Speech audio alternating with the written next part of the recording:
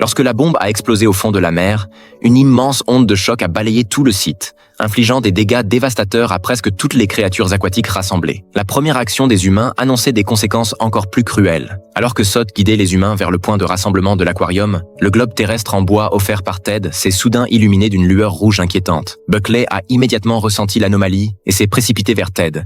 Mais il était déjà trop tard. L'explosion a eu lieu en un instant, l'énergie terrifiante déchirant l'espace. Dans ce moment critique, Sot a serré Buckley dans ses bras. Un champ de force mystérieux s'est formé autour d'elle, repoussant l'eau et le propulsant à une vitesse incroyable vers la surface. Peu après, le siège humain a reçu un puissant signal d'explosion provenant du fond de la mer. Presque tous les représentants humains envoyés en eau profonde ont péri. Les médias du monde entier rapportent que l'explosion sous-marine de l'aquarium a anéanti les représentants humains. À l'écran, Sot assume publiquement la responsabilité, qualifie l'événement d'avertissement aux humains et déclare que pénétrer dans les eaux se paie de la vie. Les négociations diplomatiques sont rompues.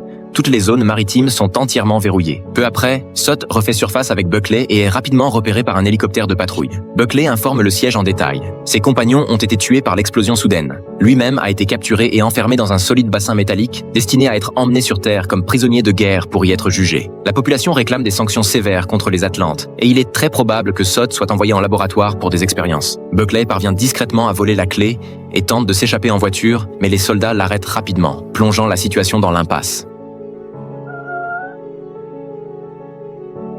Sot, revenu à la puissance dans l'eau, ouvre avec force le bassin métallique, protège Buckley à ses côtés et s'échappe rapidement sous l'eau. L'annonce de cet événement choque la société humaine. Le président publie une déclaration condamnant fermement les actions de Buckley. Cependant, une alarme stridente retentit dans la salle de commandement. Les capteurs sur la digue ont été déclenchés. 9 Atlantes s'approchent rapidement.